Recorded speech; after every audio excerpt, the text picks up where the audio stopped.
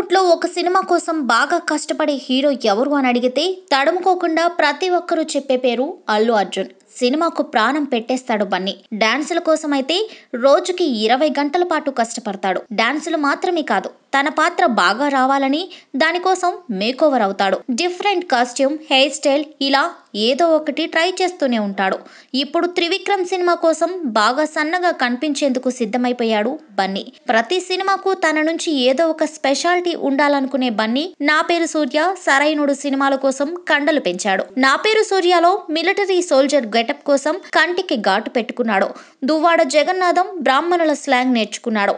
కానీ ఇదే టైంలో బన్నీకి అసలైన కాంపిటీటర్ రామ్ చరణ్ మాత్రం ఇలాంటివి ఏం పట్టించుకోడు. సినిమా ఒప్పుకున్నామా, చేసామా, వెళ్ళిపోయామా అన్నట్లుగా ఉంటాడు. మగధీర సినిమా తర్వాత చరణ్ చాలా సినిమాలు చేశాడు. చేసిన ప్రతి సినిమాలో ఒకేలా కనిపిస్తున్నాడు. వినయ్ విజయ్ రామ, రచ్చ, నాయక్, గోవిందుడు అందరి వాడేలి ఈ సినిమాలో ఉన్న పోస్టర్స్ అన్ని పక్కన పెట్టి చూస్తే ఏ స్టిల్ ఏ సినిమాలోదో చెప్పడం చాలా కష్టం. కొత్తదనం కోసం ట్రై చేయకపోవడం వలనే చరణ్ సినిమాలు ఆశించిన స్థాయిలో ఆడడం లేదు. ఇప్పటికైనా చరణ్ తన లుక్ పై దృష్టి పెట్టాలి. కనీసం బన్నీని చూసైనా నేర్చుకోవాలి.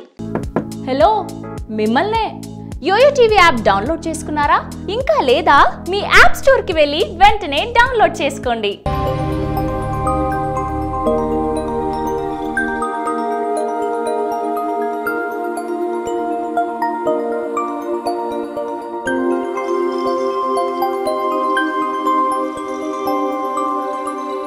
ఈ వీడియో గనుక మీకు నచ్చినట్లయితే లైక్ చేయండి, షేర్ చేయండి అండ్ సబ్స్క్రైబ్ చేయండి.